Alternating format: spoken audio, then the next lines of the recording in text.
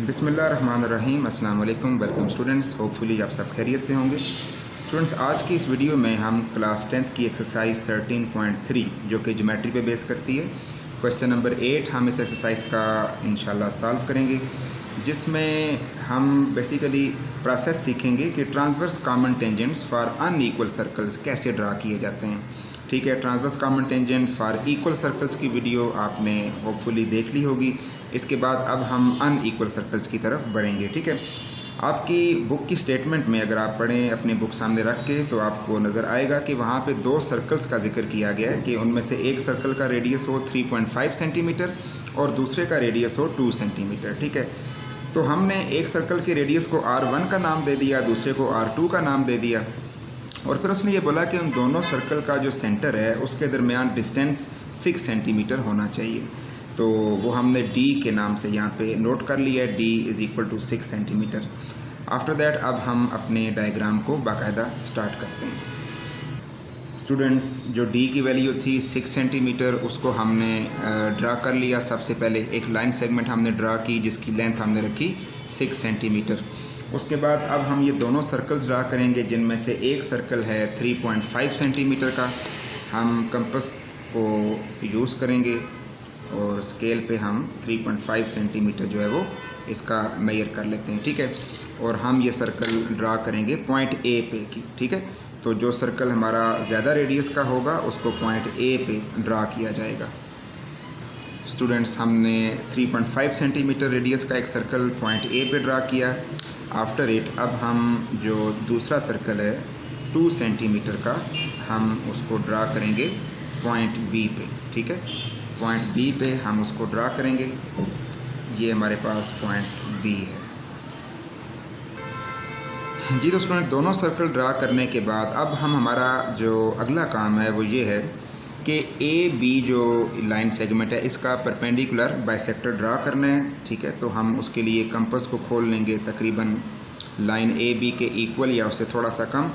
तो point A पे compass रखेंगे और एक आर्क हम ऊपर वाली जानिब लगाएंगे और एक आर्क हम नीचे वाली तरफ लगा लेंगे। ठीक है, उसके बाद हम पॉइंट बी पे रखेंगे कंपास को और इसको हम, ये आप देख लें, इसको हम एक आर्क ऊपर लगाएंगे और दूसरी आर्क जो है वो यहीं से नीचे लगा देंगे। ठीक है, अगर ये आर्क सही तरीके से इंटरसेक्ट नहीं कर रही हैं तो आप पहले वाली आर्क को दोबारा से ड्रा करके थोड़ा सा बढ़ा सकते हैं। ठीक है, इसके बाद अब हम इन दोनों का जो इंटरसेक्शन पॉइंट है उसको यहाँ पे मिला लेंगे, जो कि आपके पास इस तरह मिल जाएगा।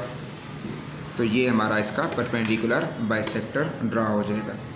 स्टूडेंट्स, परपेंडिकुलर बाइसेक्टर बनाने के बाद आपको डेफिनेटली पॉइंट ए बी का जो मिड पॉइंट है वो नज़र आ जाएगा। ये पॉइंट इसका मिड पॉइंट है, तो हम इसको नाम दे देते हैं ओ का। ठीक है, उसके बाद हमने ऐसे करना है कि अपना कंपास पॉइंट ओ पे रखना है और जो पेंसिल पॉइंट है उसको हम पॉइंट ए पे ले जाएंगे। यानी आपने कंपास को खोलना है पॉइंट ओ से लेके पॉइंट ए तक। ठीक है, और यहाँ पे आपने एक सर्कल डॉटेड फॉर्म में ड्रा कर देना है। ये डॉटेड फॉर्म में इस तरह आप एक सर्कल ड्रा कर देंगे। ये स्टूडेंट्स आप देख सकते हैं, डॉटेड फॉर्म में हम इसलिए ड्रा करते हैं ताकि असल जो सर्कल्स हैं दोनों जो शुरू में आपने बनाए थे वो ज़रा थोड़े अलग हमें नज़र आए। ठीक है, तो हमने ये डॉटेड फॉर्म में एक सर्कल ड्रा कर दिया। स्टूडेंट्स, इसके बाद हमने ये करना है कि जो दोनों सर्कल्स का रेडियस था, ठीक है, ये ज़रा स्क्रीन पे हम सामने ले आते हैं। ये दोनों जो रेडियस थे हमने इन दोनों का सम ले लेना है। ठीक है, इन दोनों रेडियाई का हमने सम ले लेना है, R1 एंड R2। तो ये 3.5 + 2 सेंटीमीटर, तो ये आपके पास आ जाएगा 5.5 सेंटीमीटर। ठीक है, तो अब ये जो आपके पास एक नई वैल्यू आई है 5.5 सेंटीमीटर की, तो अब आपने ऐसे करना है कि ये जो बड़ा सर्कल था, यानी कि बड़े रेडियस वाला सर्कल था, हमने इसके सेंटर पे कंपास को रखना है, 5.5 सेंटीमीटर ओपन करना है उसको और एक और सर्कल डॉटेड फॉर्म में बना देना है। ठीक है, तो फर्स्ट ऑफ ऑल हम यहाँ पे इसको मेजर करते हैं स्केल से। तो 5.5 सेंटीमीटर तकरीबन हमारा यहाँ पे आ जाएगा। ये आप देख सकते हैं 5.5 है। ठीक है, तो अब हमने ऐसे करना है कि इस सेंटर में, क्योंकि देखें ये एक सर्कल बड़ा था, ये एक छोटा था, आपने बड़े वाले सर्कल का सेंटर यूज़ करना है। इसके सेंटर पे रखेंगे आप, ऐसे आप रखेंगे यहाँ पे, और एक डॉटेड फॉर्म में एक सर्कल ड्रा कर देंगे। ठीक है, ये आप देख सकते हैं कि ये इस तरह से आपने एक सर्कल ड्रा किया।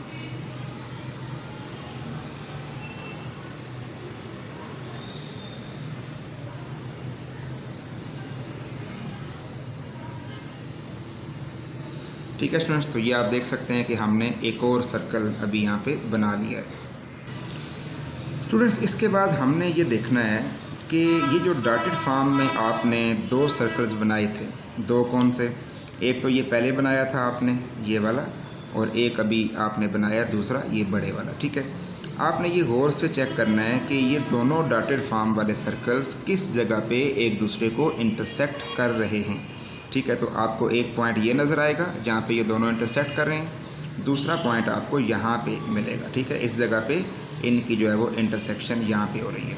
ठीक है, तो इन पॉइंट्स का आप नाम दे दें P एंड Q।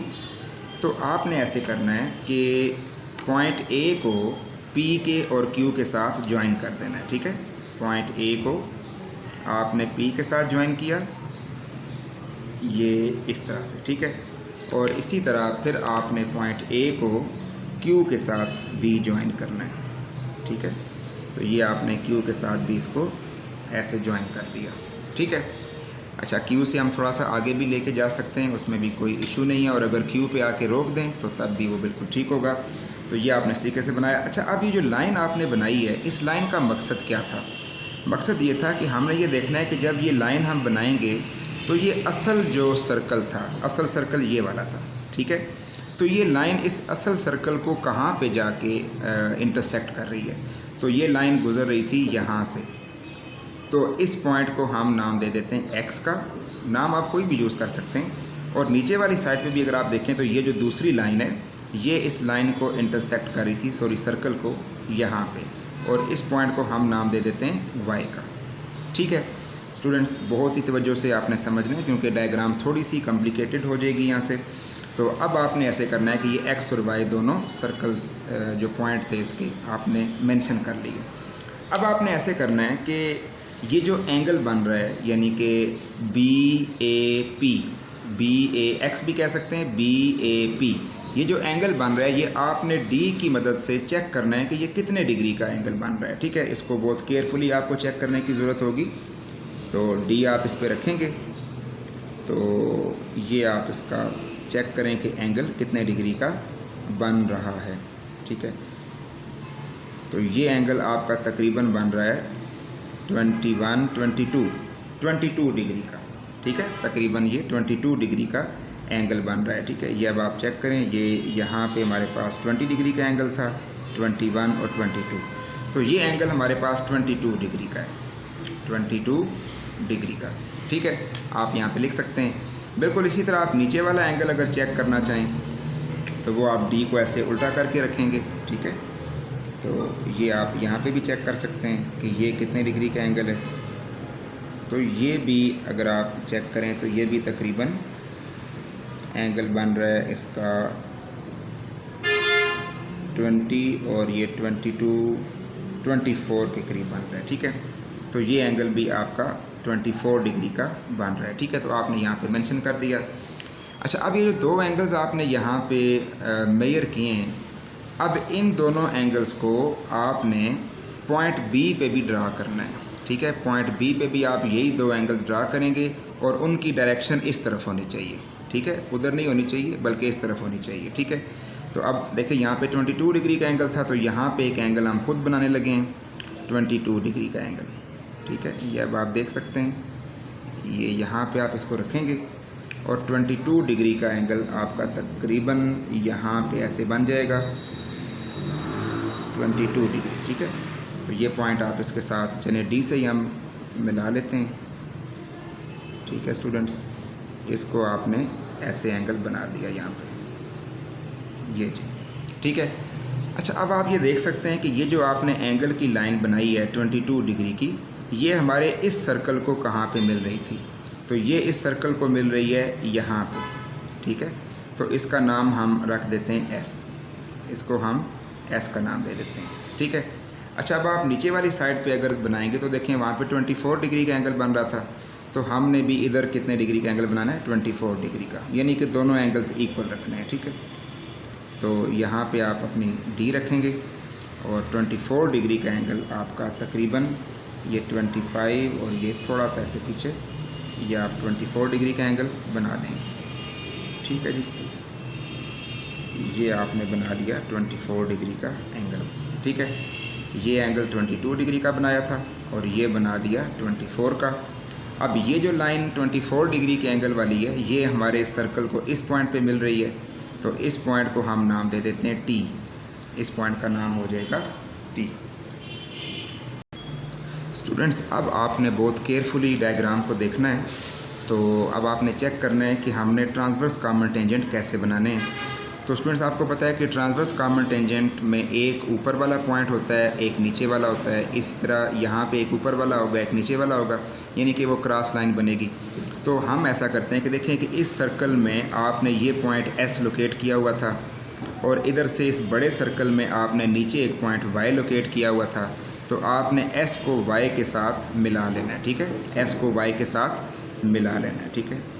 तो ये एस और वाई पॉइंट को आप सीध में रखें और ऐसे एक लाइन बना लें। तो ये आपके पास फर्स्ट जो है वो ट्रांसवर्स कॉमन टेंजेंट बन गया। इसी तरीके से अब आप देखें, यहाँ पे एक बड़े सर्कल में आपने पॉइंट एक्स लोकेट किया हुआ था और छोटे में आपने पॉइंट टी लोकेट किया हुआ था।